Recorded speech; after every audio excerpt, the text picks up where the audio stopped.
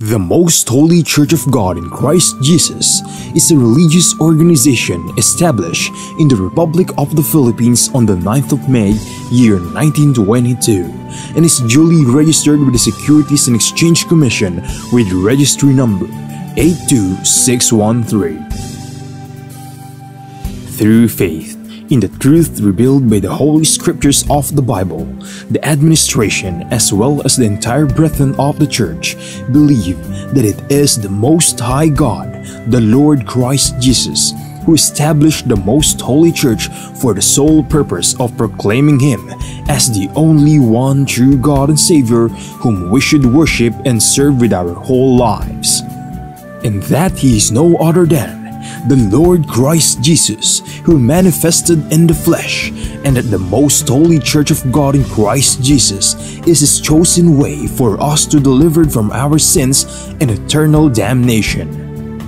Therefore, since the Church was established, everyone who is called into the Church receive the divine obligation to partake in all evangelization efforts of the Church to fulfill the God-given commission to make disciples of all the nations.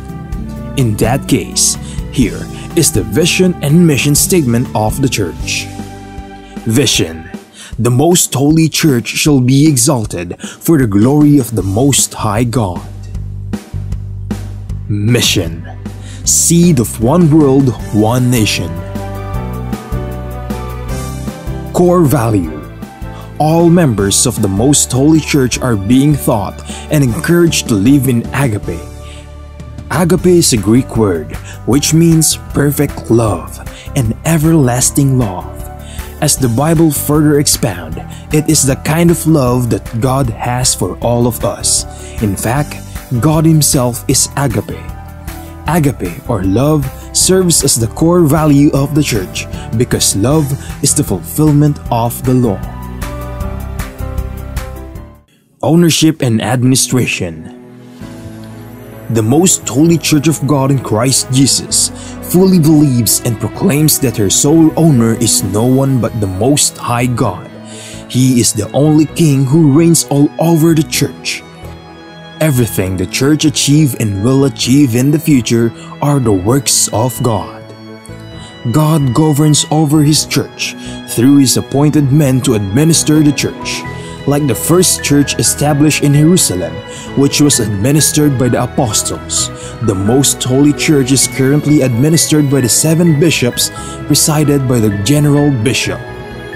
The church administration oversees over the whole church and through the appointed council of elders, composed by the presbyters and ministers who were appointed to administer congregation and ministries.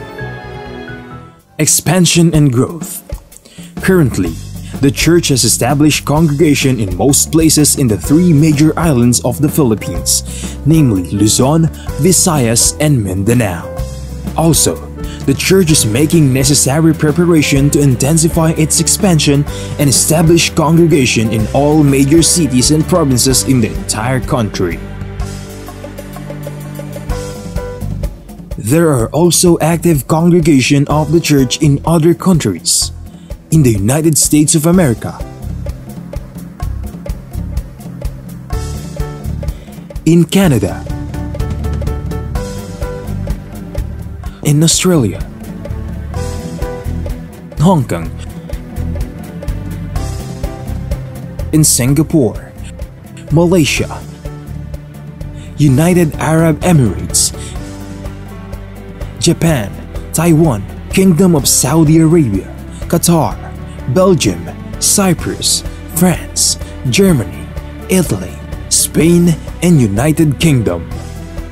The Most Holy Church of God in Christ Jesus is looking forward to aggressively propagate the gospel, to edify the church in places where it was already established, and also to establish new congregation in other countries to complete the mission and fulfill the vision of the church. Services: since the main purpose of the existence of the Church is to propagate the gospel to all nations, the Most Holy Church established various evangelization efforts of the Church to reach more people even in the farthest corners of the world.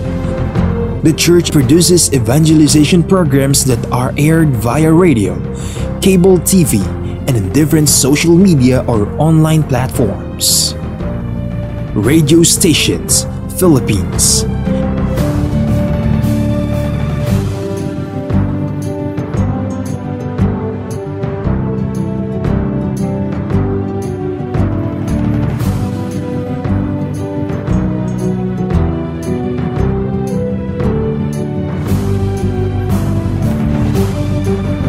Cable TV channels.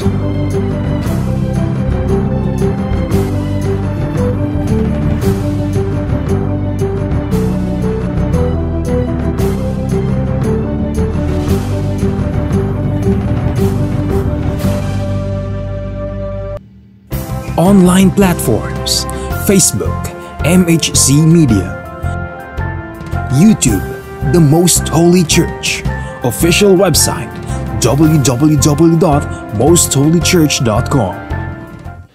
Charity. Aside from actively upholding evangelization efforts, the Most Holy Church is also active in charity works.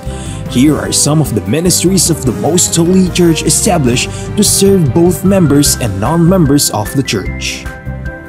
Lingap Agape Ministry. The church established the Lingap Agape Ministry, which engages in community services like goods and charity donations, feeding programs, blood donations, and other services to cater church members and non-members who are in need. Damayang Kristiyano. On May 1, 2004, the church administration established the Damayang Kristiyano Ministry that aims to help the needs of the family of a deceased member of the Most Holy Church, especially in their burial expenses. Schools. Pristine Heritage Academy, formerly known as Pristine Learning and Tutorial Center. The Pristine Heritage Academy was established by the Most Holy Church in February of 2009. The school is open to all church members and non-members alike for the fulfillment of a part of the Most Holy Church community service. Mahanaim Evangelical Academy. The church administration aimed to give standardized education and training to church members who aspire to become missionary workers and ministers of the church. Thus, in 2018, the church administration established the Mahanaim Evangelical Academy that provides classroom lectures and on-the-job training so that aspirants to partake in the Lord's mission may be molded to become a proud messenger of God. The Mahanaim Evangelical Academy mainly holds its training in Gabay Center, the training facility of the Most Holy Church located at Barangay Sumalo, Municipality of Hermosa, Province of Bataan, Philippines. The Centennial Celebration of the Most Holy Church. The Most Holy Church of God in Christ Jesus recently celebrated its 100th anniversary on the evening of the first day of May 2022 at the Gabay Center, the newly built facility of the church situated at Barangay Sumalo, Municipality of Hermosa, in the province of Bataan, Philippines. On the morning of the same day, the church held the inauguration and dedication of the Gabay Center. The Gabay Center is a training facility of the church built through the favor of God and the collective efforts of the entire brethren from around the globe. From the proud members of the church, we are inviting you to join us and be a member of the Most Holy Church of God in Christ Jesus, so that we may share the ever-abounding favor of God towards His beloved children. Please take time to listen to the preaching of all the topics composing the lessons of spiritual salvation, so that we may share to you the teachings and doctrines of the Most Holy Church, which are purely based on the Bible that will lead us to our soul's salvation.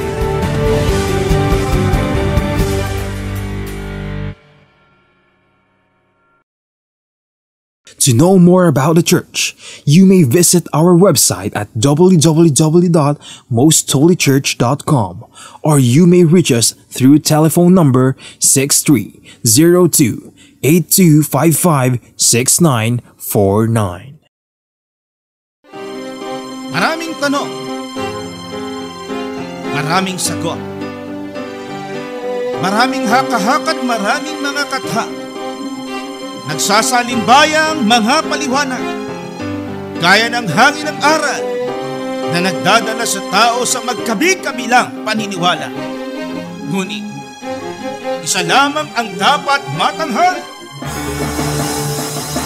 Ang sagot ng Biblia.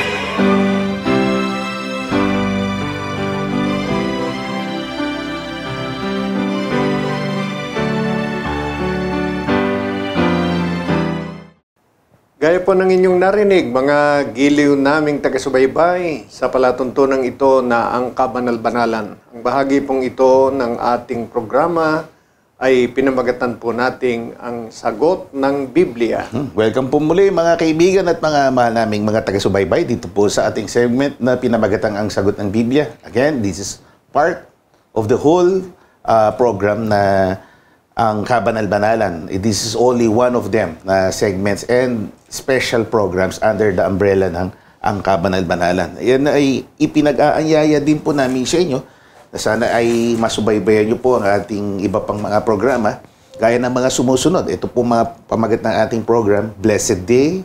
Let's start our day with being blessed or blessed. The Climb, Likhawit, ang Kabanal-Banalan Teleradyo, Full Life, and ito ang segment na ito ang sagot ng Biblia. Mapapanood o mapakikinggan nyo po ang mga programa ito sa mga sumusunod na social media platforms at maging sa iba't ibang radio stations. Over at Facebook, the Most Holy Church YouTube channel, Mondays to Fridays, 6 a.m. Mondays to Sundays naman, 7 p.m. DWBL, 1242 kHz AM band, Mondays to Fridays, 7:30 a.m. Sundays at 4 p.m. 11.3 radyo natin Odjongan, Romblon, Mondays to Fridays, 8:30 a.m. Saturdays naman, 5:30 in the afternoon, Sundays, 1 p.m. DWAI, 99.1 FM Ifugao, Tuesdays po yan, every 1 in the afternoon. Narito po ang ating contact numbers kung ibig nyo po na sa pamamagitan nito ay magpadala ng inyong mga mensahe. 0927-140-3782, 0927-140-3782, 0909-555-5009, 0909-555-5009, 0991-419-2027, 0991-419-2027. Pwede nyo ipadala dito kung gusto nyo pasama ho kayo sa mga video clips natin, ay pwede ho kayong puntahan para i-record po ang inyong mga katanungan.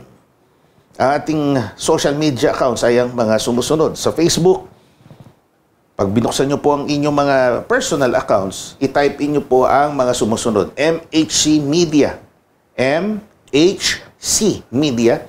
Pangalawa, ang Kabanal-Banalan. Sa YouTube naman, i-type in nyo sa search bar, The Most Holy Church. Pwede nyo i-like na, subscribe para ho kayo ay na notify sa ating mga new content. Via Instagram at Kabanal-Banalan, TikTok at MHC Media. Ating official website, www.mostholychurch.com.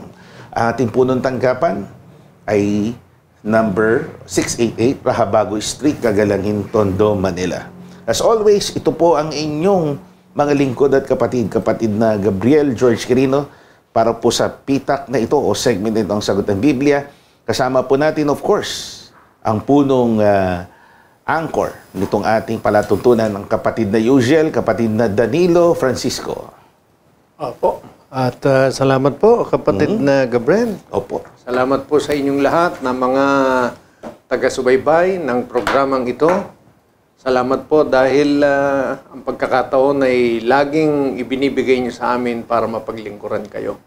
Ang Diyos ay pinasasalamatan natin dahil gumagabay sa atin sa paglilingkod na sagutin ng inyong mga tanong sa pamamagitan po ng Biblia.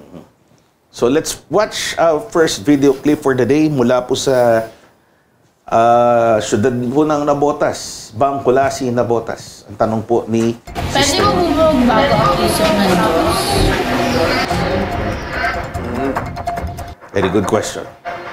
Pwede ho bang magbago ang isip ng Diyos?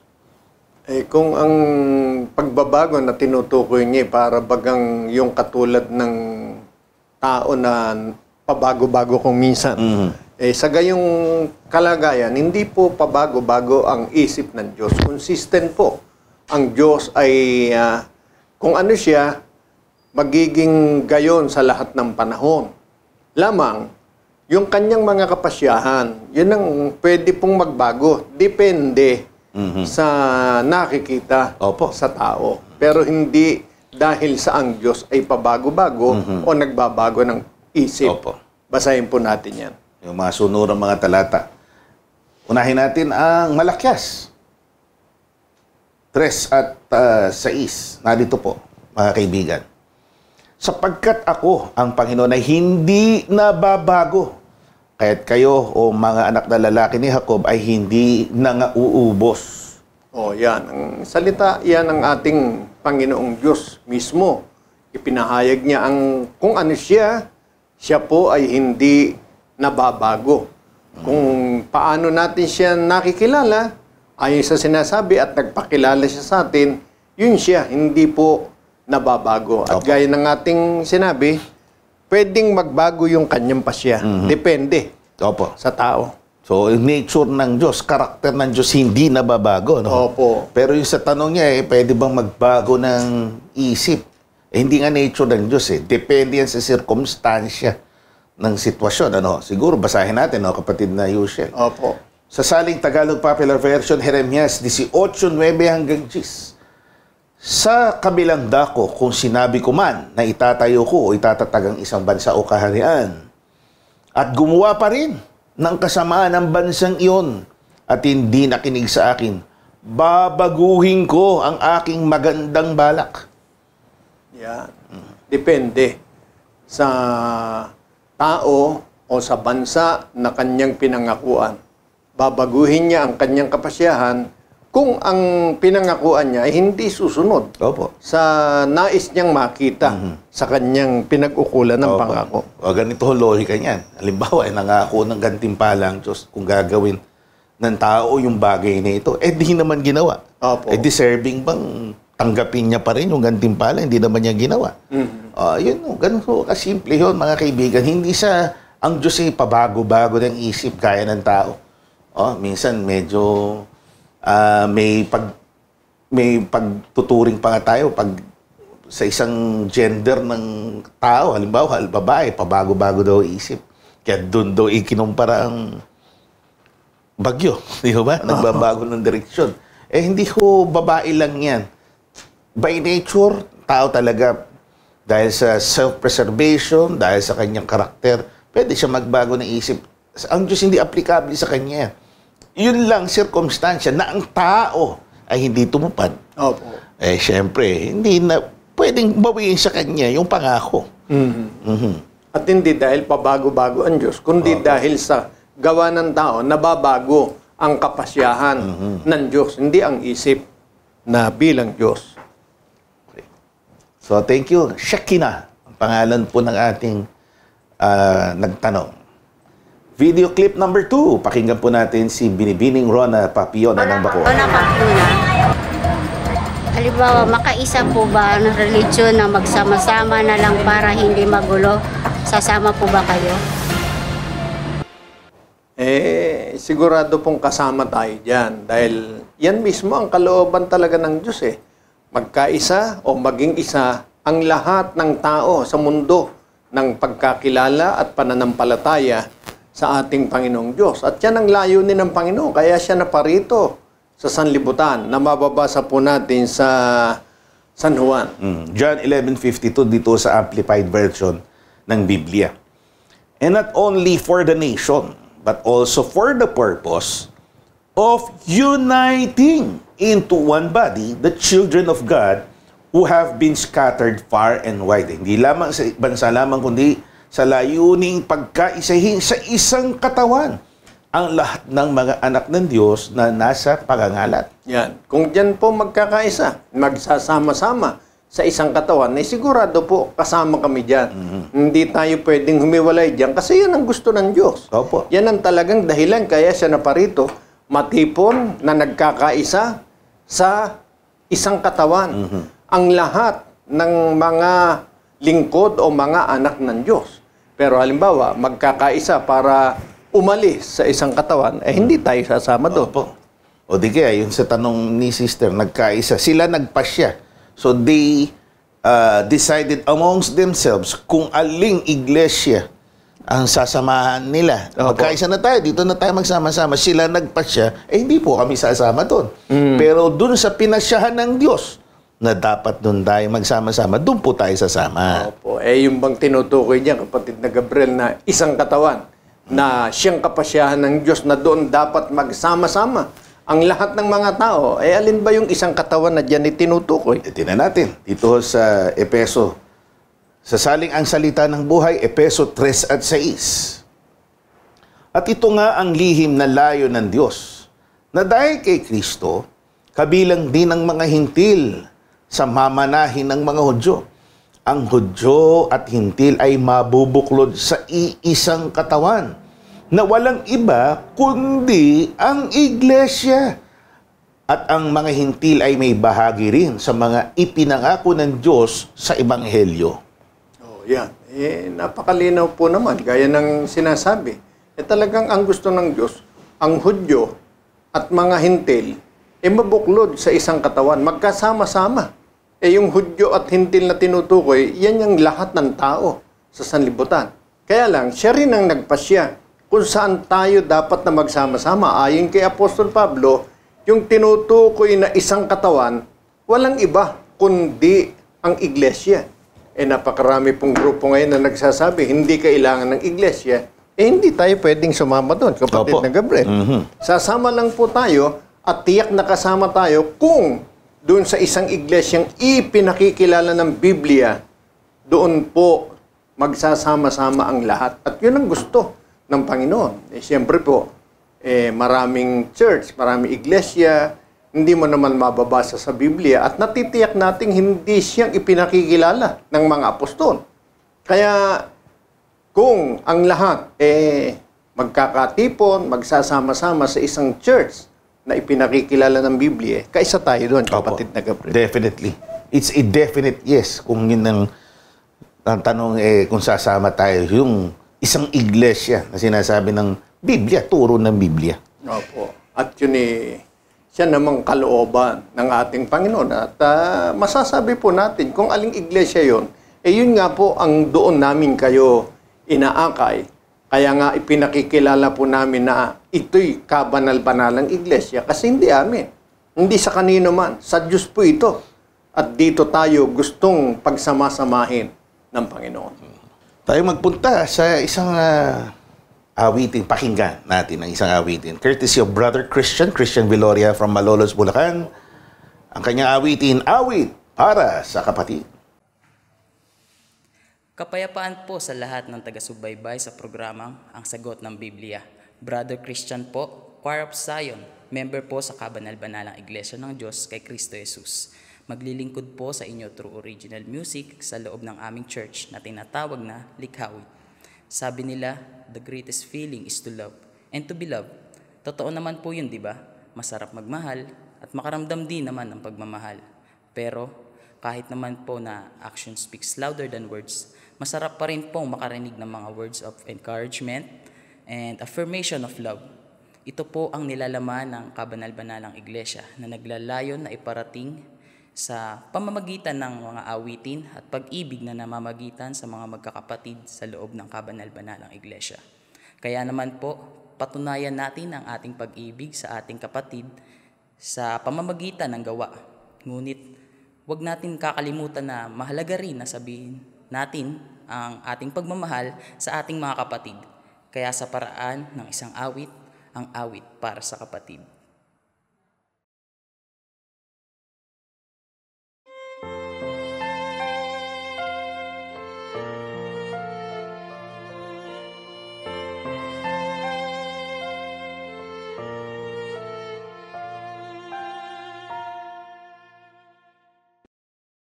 Aking awit, iyong dinggin, o mahal kong kapatid.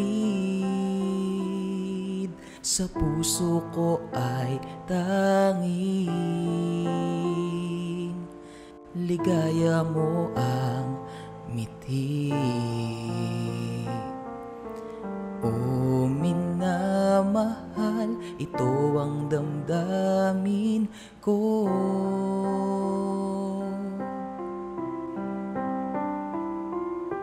Nais ko ang alayan ka, pag-ibig na wagas at tunay,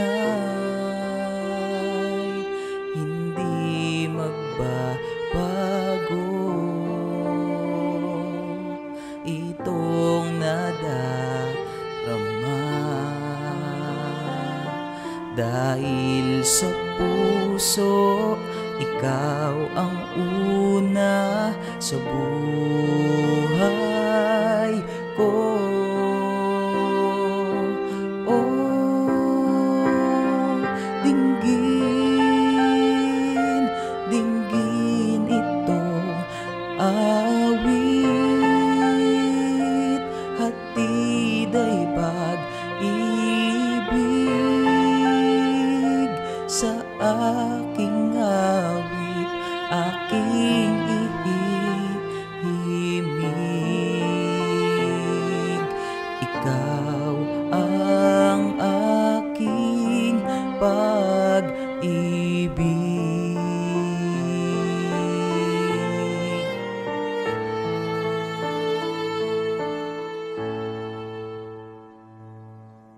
Nais ko ang alayan ka, pag-ibig na wagas at tunay,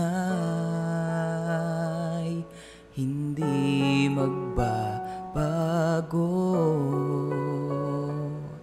Itong nadarama dahil sa puso, ikaw ang una sa buhay ko. Oh, dinggin, dinggin itong awit, hatid ay pag-ibig sa aking awit, aking ihihimig.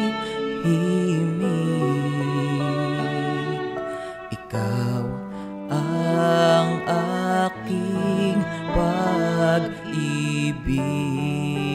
Pag-ibig, oh, dinggin, dinggin itong awit, hatid ay pag-ibig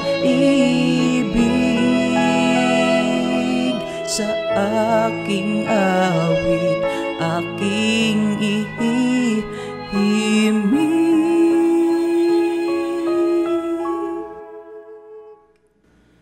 Ikaw ang aking pag-ibig.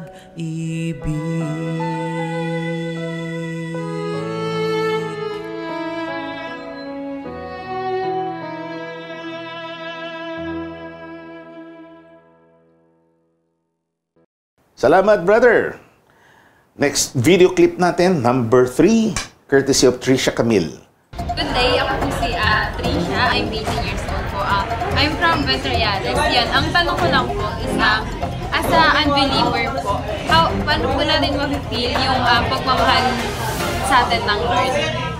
Gandang tanong yun. Kapatid na Yusel. Gusto niyang maranasan. Opo, kasi nga unbeliever siya. Mahirap nga naman. As an unbeliever, hindi niya mararanasan. Paano nga? Kung tayong tatanungin, Biblia tatanungin, paano natin mapapa-feel sa kanya ang presensya ng Diyos? Opo. Basahin natin, nagpaliwanag ukol dyan si Apostol Pablo. Pangalawang Korinto 5:20. Kami nga'y mga sugo sa pangalan ni Kristo, na waring namamanik ang Diyos sa pamamagitan namin. Kayo'y pinamamanikan namin sa pangalan ni Kristo na kayo'y makipagkasundo sa Diyos. Oh, yan, di ba? Yan yung damdamin na gustong ipadama ni Apostol Pablo. Yung damdamin ng Diyos para sa tao. Pinamamanikan namin kayo na makipagkasundo sa Diyos. Dahil ang kalagayan ng tao sa harap ng Diyos, hindi kasundo ng Diyos. Pagka ang tao po ay nasa gayong kalagayan, sabi ni Apostol Pablo, kami mga sugo sa pangalan ni Kristo. Kaya para maranasan natin na inaakay tayo ng Diyos sa pagiging malapit sa Kanya, sa pakikipagkasundo sa Kanya, sa pagiging kaisa niya, at madama natin yung Kanyang pagmamahal, ay maliwanag po, may mga sugo ang Diyos. Opo.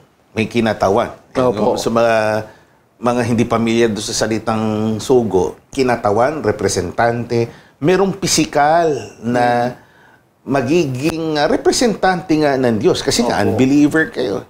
Magpapadala, magsusugo, magpapadala nga ng representante para maipadama sa inyo na umiiral ang Diyos. Opo. May presensya ang Diyos sa buhay natin, mga tao. At yan po ay sinabi ni Apostol Pablo kasi meron siyang mga katunayan na mababasa rin naman natin sa Biblia na pangyayari na naranasan at nadaman nila na umiiral at talagang nagmamahal ang Diyos ng walang pagtatangi sa lahat ng tao. Narito ang isang salaysay ng mga kaganapan sa panahon po ng mga apostol sa kanilang aklat na pinamagatang Aklat ng Mga Gawa. Gs 34 kasama po ang 47 hanggang 48. At binuka ni Pedro ang kanyang bibig at sinabi, tunay ngang natatalastas ko na hindi nagtatangi ang Diyos ng mga tao. Mangyayari bagang hadlangan ng sino man ng tubig upang wag mga bautisman itong mga nagsitanggap ng Espiritu Santo na gaya naman natin? At inutusan niya sila na magsipagbautismo sa pangalan ni Hesukristo nang magkagay kanilang ipinamanik sa Kanya na matirang mga ilang araw. Oh, yan. Napakaganda ng ating nadinig. Yan po yung sitwasyon na alam natin na ang tinutukoy diyan ay yung pangyayari kay Cornelio na isang senturyon. Opo. Ano ba ibig sabihin ng senturyon? Senturyon, medyo mataas po yung kanyang tungkulan ho niya. Siya ay parang high-ranking official, parang general sa Italian regiment nung panahon na yun. Oh. Malaki ang nasa sa ilalim ng kanyang pamamahala. Para hindi po pinagkakamay, general talaga siya ng malaking contingent. Yeah. Yun ang kalagayan ni Cornelio. Pagkatapos si Cornelio po hindi lang pagiging general ang kanyang katangian. Inuuri po siya ng Biblia na mabuting tao at naglilimo sa marami. Ibig sabihin, mayaman ito. Kasi hindi makapaglilimo sa marami ito kung hindi mayaman, no? Opo. Malaki, may kakayanan po siya. Mamahagi sa marami. Bukod at doon. malaki. Ginagalang pa, ano? Opo. Isang taong talagang kilala sa lipunan noong panahon na yun. Kaya respetado. May katangian din siya na mapanalanginin sa Diyos. Opo. Kaya talagang ito kung titingnan ng tao, pwede nang hindi pumasok sa church to, sabi ng iba, kasi talagang mabait. Kung bagay, yung ibang masama, sabi ng iba, yung isang paan niya, nasa impyerno na. Opo. Baka kung uriin nila itong si Cornelio, nasa langit na yung isang paan dito. Opo. Pero ano po ang ating nadinig? Alam ninyo ang sinasabi ng Biblia, itong si Cornelio, pinapuntahan kay Apostol Pedro. Opo. Sinuguan. Diba? Yun yung sinundan nating talata, pagsusugo ng Diyos. Opo. Pinadalhan, sinuguan siya ng Panginoon. Opo. Hanggang sa tinuruan siya ni Apostol Pedro. Ang totoo, pagdating pa lang ni Apostol Pedro doon sa kanila, lumuhod itong si Cornelio. Kay Apostol Pedro, sinaway lang siya. Opo. Ni Apostol Pedro. At ang ginawa ni Apostol Pedro, tinuruan siya ng mga aral ng Diyos. Hanggang sa mahikayat siya at ang kanyang buong sambahayan, pati yung mga kaibigan niya, na mga bautismuhan. Kaya doon, nilinaw, ito ang katunayan na ang Diyos hindi nagtatangi ng tao. Lahat talaga ng tao mahal ng Diyos. At ang paraan ng Diyos para maipadama yung kanyang pagmamahal sa lahat po, katulad po ninyo, iniuukol ng Diyos ang pagpapaunawa ng kanyang mga aral. Hindi po maaaring mamili ng sinuman para hatdan ng mga katwiran at makilala ang pagmamahal ng Diyos. Kaya nagpapasalamat tayo sa kanila, katulad po ninyo, na talagang nagbubukas ng kalooban para maunawaan ang kalooban ng Diyos, makilala ang Diyos, at umasa po kayo sa ganitong paraan. Madarama po ninyo, mararanasan ninyo ang gawa ng Diyos na nagmamahal sa atin. So sana na pulutan natin ang aral itong mga talatan to, mga nangyari o sa Biblia. Opo. Next video clip po natin, video clip number 1, 2, 3, 4. Number 4 na po tayo. Tama po ba? Dapat po magpatawad kung nagtawad yung nagkasala sa akin. Pero kung hindi naman, hindi ko obligasyon magpatawad. Dapat daw ba siyang magpatawad sa nagkasala? Kahit na hindi pa humihingi ng tawad, yung nagkasala sa kanya. Kung hindi humihingi, opo. Tingnan po natin, paano ba ang turo ng Biblia ukol sa pagpapatawad? Mateo 18:21 hanggang 22. Narito po mga kaibigan. Nang magkagay lumapit si Pedro at sinabi sa kanya, Panginoon, makailang magkakasala ang aking kapatid laban sa akin na siya'y aking patatawarin? Hanggang sa makapito? Sinabi sa kanya ni Jesus, hindi ko sinasabi sa iyo hanggang sa makapito, kundi hanggang sa makapitumpung-pito. Oh, yan. Napakaliwanag. Ang nakasulat po, may nagkasala ba sa iyo? Sabi ni Apostol Pedro, hanggang makailan bang magkakasala at patatawarin ko? Makapito, sabi ng Panginoon, makapitumpung-pito. Ang nakasulat po, pag nagkasala, dapat mayroon ka ng nakahandang kalooban na magpatawad. Hindi sinabing, pag nagkasala at humingi ng tawad, patawarin mo. At pag hindi humingi ng tawad, huwag mong patatawarin. Wala pong ganon. Ang nakasulat po, basta nagkasala sa atin, meron dapat tayong kalooban na handang magpatawad. Sa makatwid, hindi man humihingi ng tawad sa atin, tungkulin po natin na patawarin ang mga nagkakasala sa atin. Gaano mang karami ang pagkakasala nila. Yun ang nakasulat sa Biblia. Pagaman sabi nga, kapatid na Gabriel, Opo.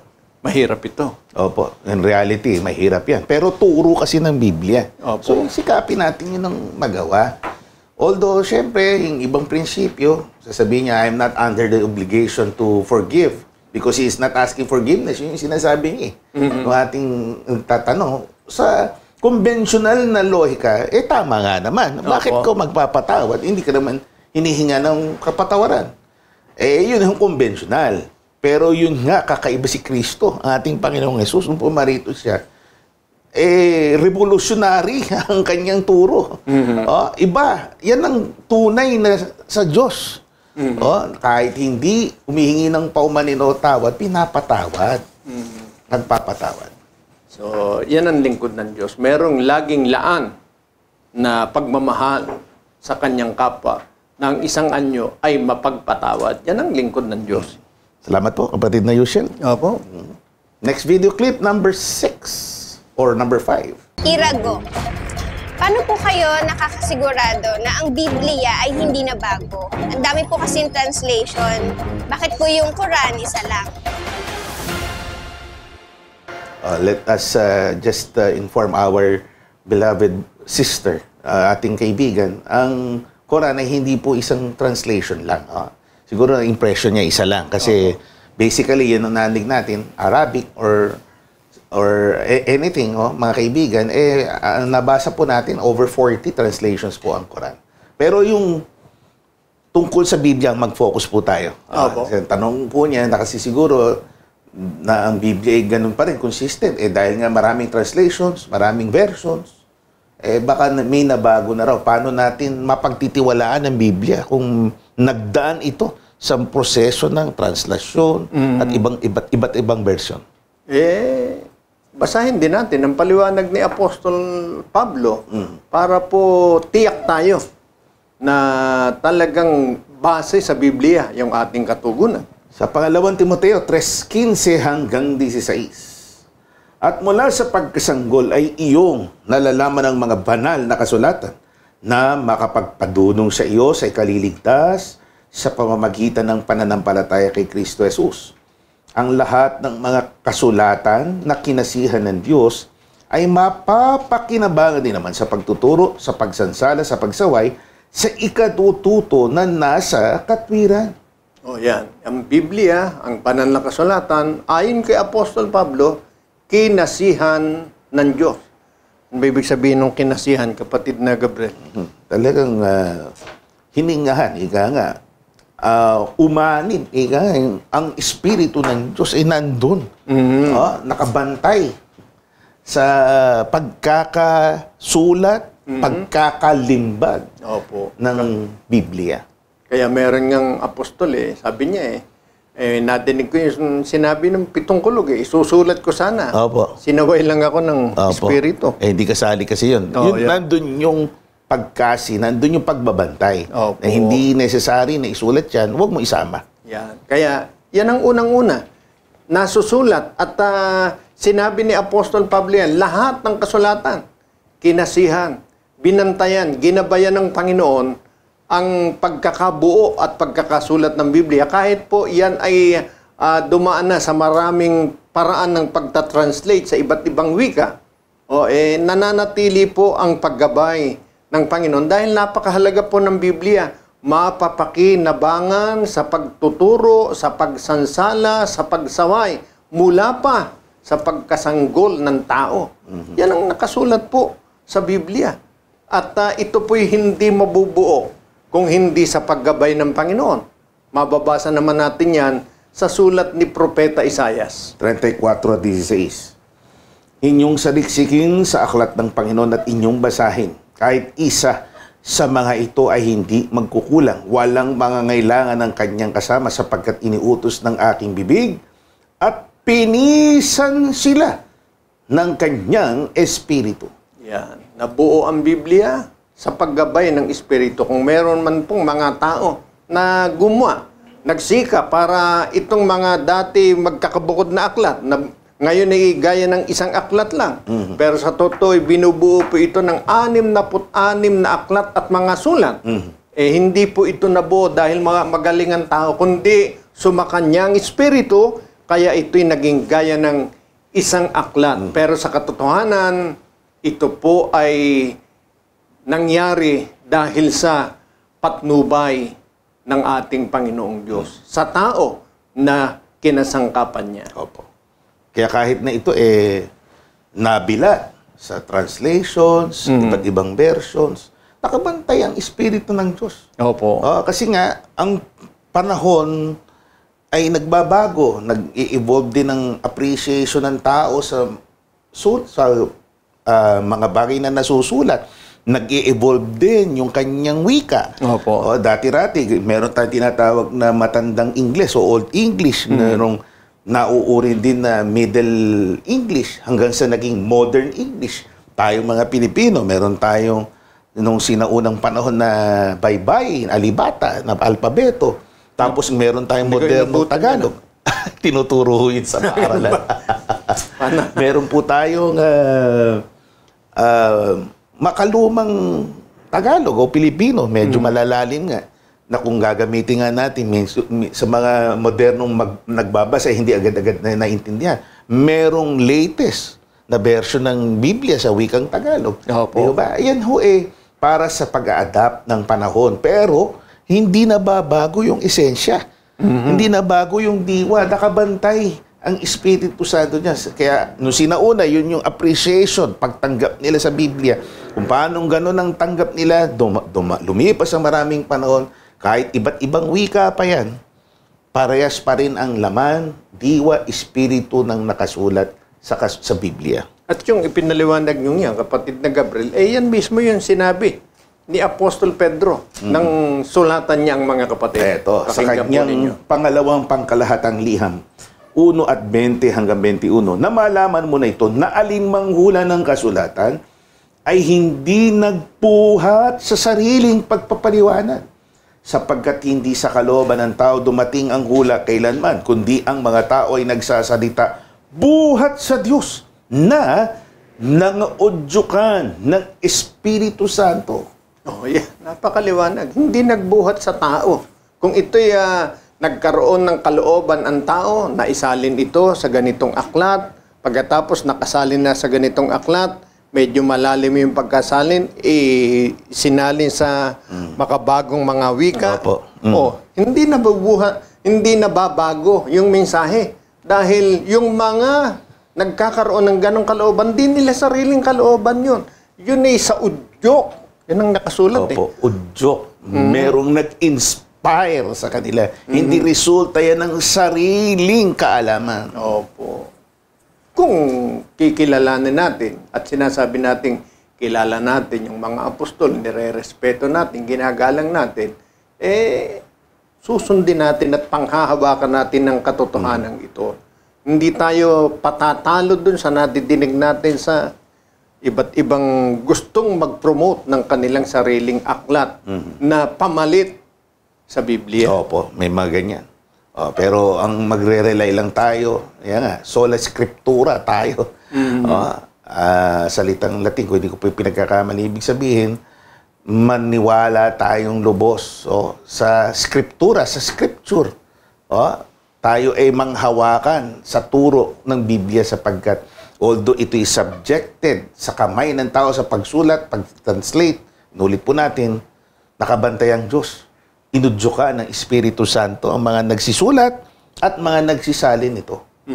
Kaya mapapansin po ninyo sa aming mga paglilingkod na ito, kahit po aning bersyon ng Biblia, ginagamit po namin para maipakita sa inyo na talagang wala po kaming pinipiling bersyon. Ang sa amin po ay ano ba talaga ang sinasabi ng Biblia? Halimbawa, ang turo talaga ng Biblia, isa lang ang Diyos. Di ba?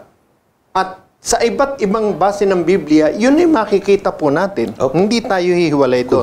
Bagaman may mga gumagamit ng Biblia na nagtuturo gamit ng Biblia, sinasabi, 2 Diyos, maraming Diyos, 3 Diyos. Kahit po gayon, ang talagang sa Diyos, maninindigan sa kung ano ang sinasabi ng Biblia. Precisely. So, sa ating kaibigan, si young sister, okay lang, tama yan. Nagsabi kayo, parang nakakalito. Unlike ko, ikinumpara nga niya sa isang aklat na parang sila consistent, isang translation lang, which is not true. O na isang translation lang. Probably, sa perspektiba niyo lamang, kaibigan, ang Biblia is the most reliable source of wisdom galing sa Diyos. Opo. Salamat po at sana'y masampalatayanan niya. Para po sa pangalawang set o isang awitin pong muli ni Brother Christian, pakinggan po natin ang kanyang awitin, Magkapit Kamay na Maglakbay. Kapayapaan pong muli sa mga taga-subaybay.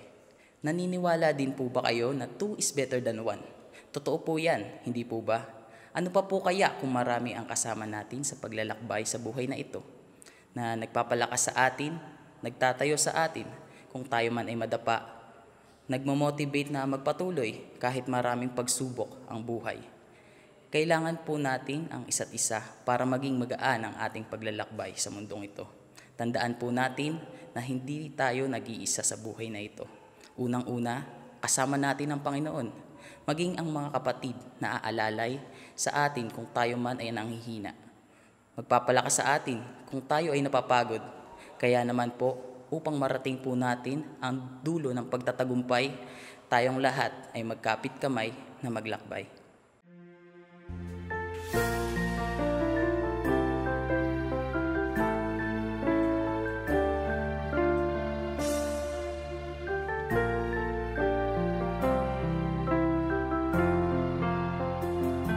Sa ating paglalakbay, huwag kang matakot, pagkat ang hari sa atin ay kukupkup.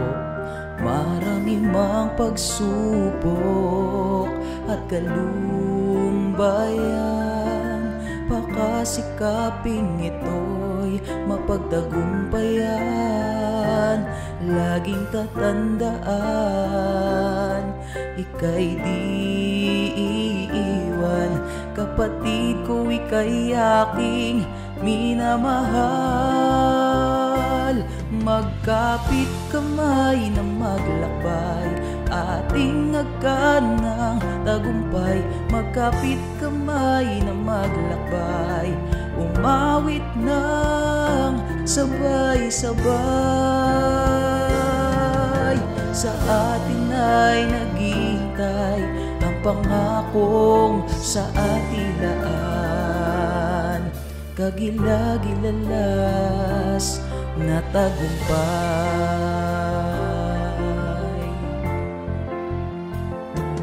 Huwag kang mangamba, huwag manghimago,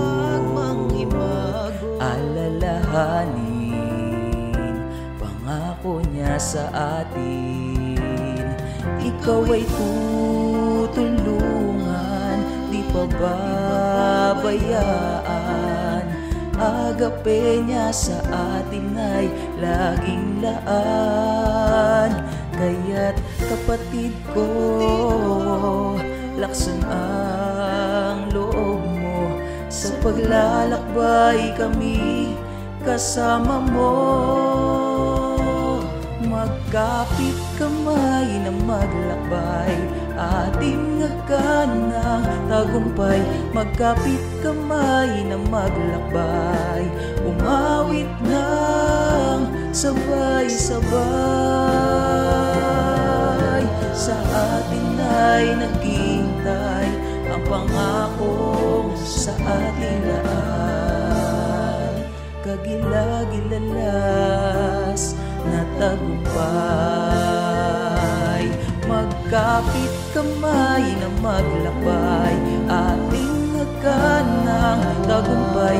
Magkapit kamay na maglakbay, umawit ng sabay-sabay. Sa atin ay naghihintay ang pangako sa atilaan, kagilagilalas na tagumpay.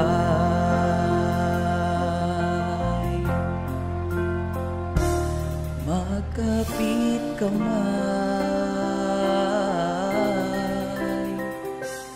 na maglakbay.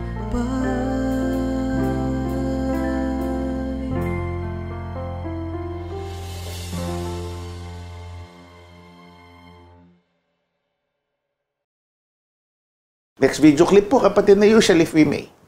Opo. Good day po, ako po si Angel Albert. Ito po yung question ko po. Alam ko po, hindi po natin yung sa pero bakit po kapag binasa po yung 1 chapter 7 verse 8, sabi niya po, hindi po siya pupunta sa pista. Pero kapag binasa po yung 1 verse 7 chapter 10, Very good question. Hindi basahin natin. Kung ano ba nga? Bakit nga ba ganun? Ito, yung talata 7, 8, and 10. Mangagsiahon kayo sa pista. Ako'y hindi aahon sa pistang ito sapagkat hindi pa nagaganap ang aking panahon. Sa 10, datapat ng mga kaahon na ang kanyang mga kapatid sa pista, saka naman siya umahon. Hindi sa hayag, kundi waring sa lihim. Oh, yan. Maliwanag naman. Sapagkat, hindi pa dumarating yung oras. Hindi pa panahon ng pagpunta niya. Nung sandali na niyayaya siya. Opo. Di ba? Pero, nung dumating na yung oras, doon siya pumunta. Opo. Kung ito, special na pista to, pista ng tabernakulo po ito. Nung niyayaya siya ng mga kapatid niya, klaro naman sa mga talata Opo. Hindi pa panahon. Hindi ibig sabihin, hindi siya pupunta. Wala siyang deklarasyon na hindi siya pupunta. Hindi pa lang panahon. Hindi pa yun. Yung nung oras na niyaya siya, hindi pa. Hindi pa panahon.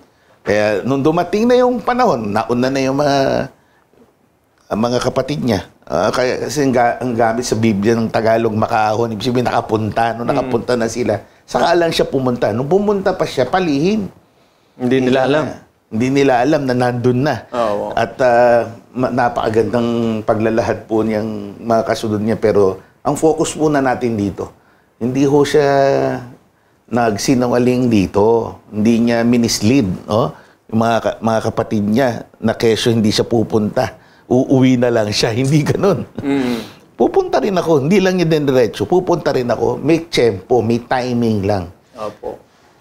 Eh, siguro, iniisip ng iba, ba't nauna pa sa atin to?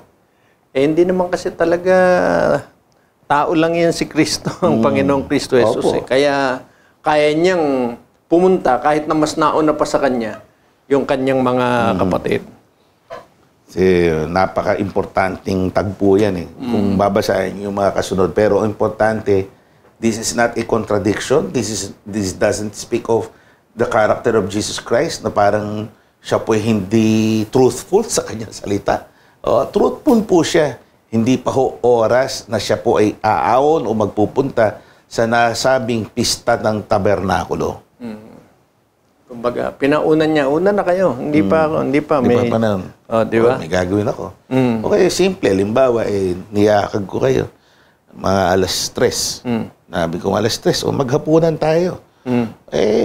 Siyempre, mag-iisip ba ako, maghapunan tayo alas 3 ng hapon. Merienda yun. Siyempre, sabihin nyo siguro, hindi pa panahon maghapunan ngayon. Merienda lang siguro, pwede. So, hindi pa panahon. Hindi ibig sabihin, ayaw ko maghapunan o ayaw nyo maghapunan. Opo. Maya-maya, maghahapunan tayo. Darating tayo dyan.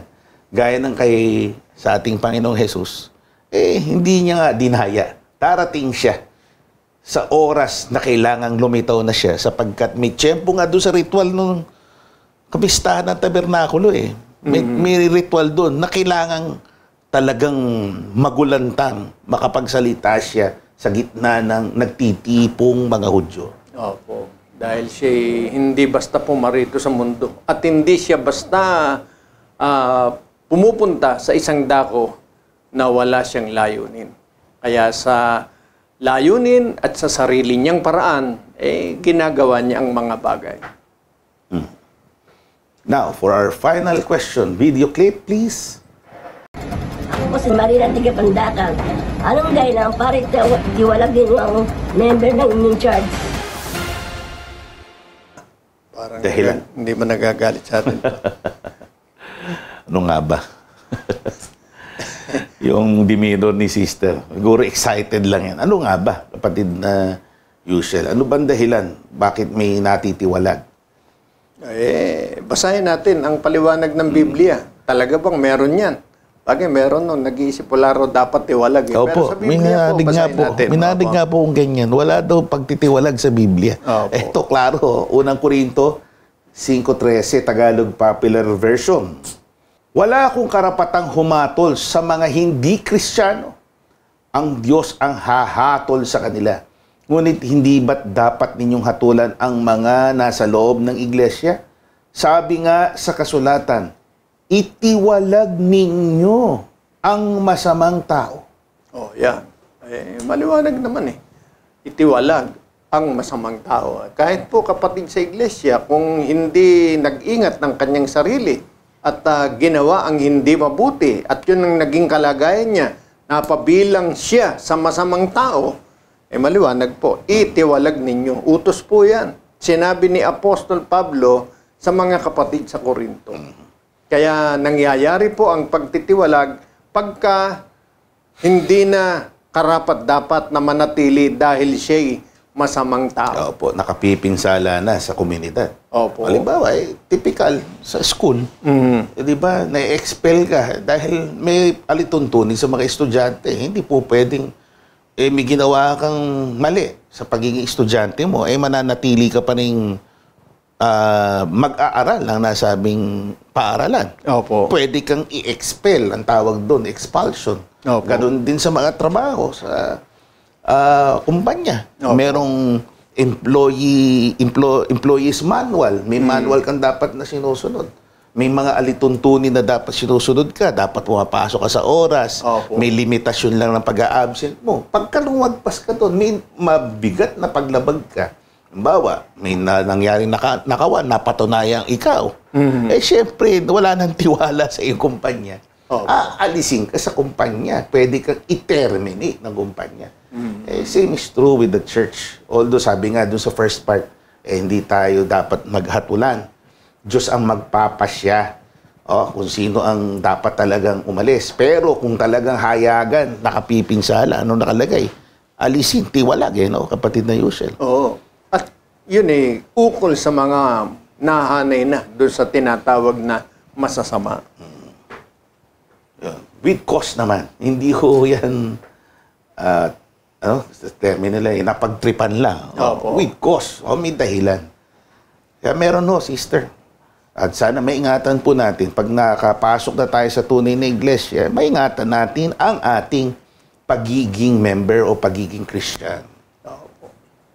So, salamat po. At maraming salamat sa inyong lahat na nakipagkaisa, nakibahagi sa programang ito ng Kabanal-Banalang Iglesia, ang sagot ng Biblia. At sa pagkakataon pong ito, tutungo tayo sa kasunod na bahagi ng ating programa, ang pagdulog upang magpasalamat sa Panginoon at paghiling para sa kabutihan ng lahat ng mga sumusubaybay sa atin.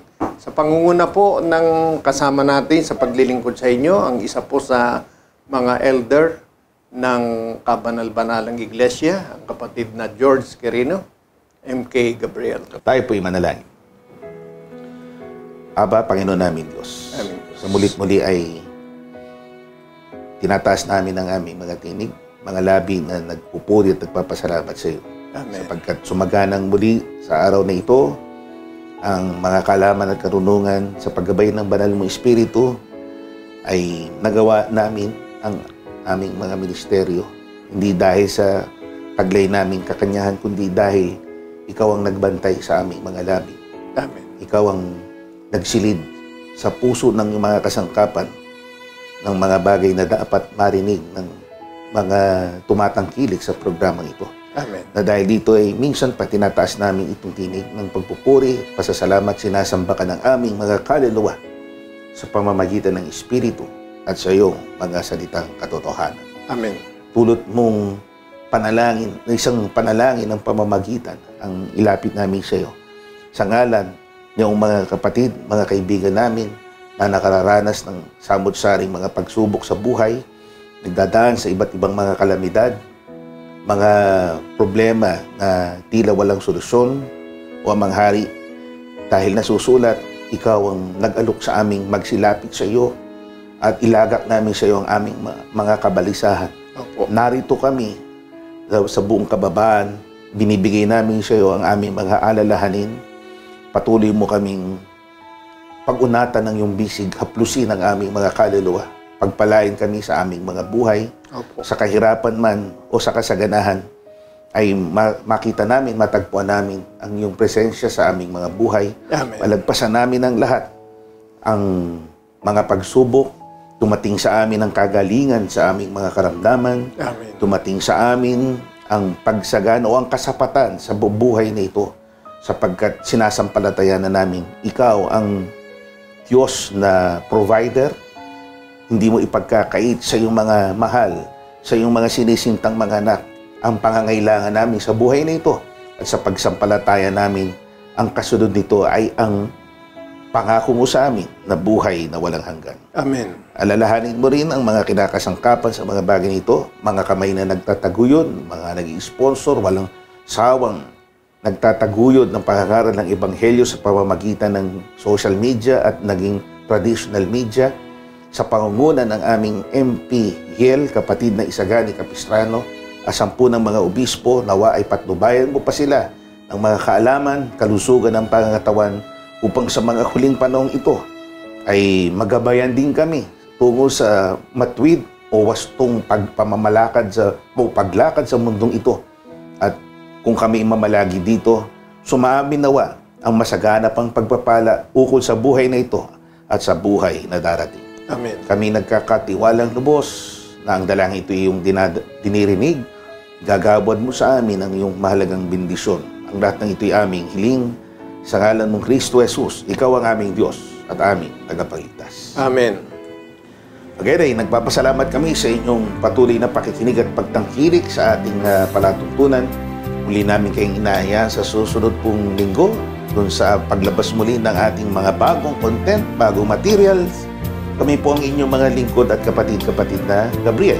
kapatid na Yusia. Ang panalangin po naming magkakapatid sa kabanal-banalang Iglesia ng Diyos kay Kristo Jesus ay Kapwa nawa tayo, pantayan ng Panginoon sa ating paghihiwalay. Mispa.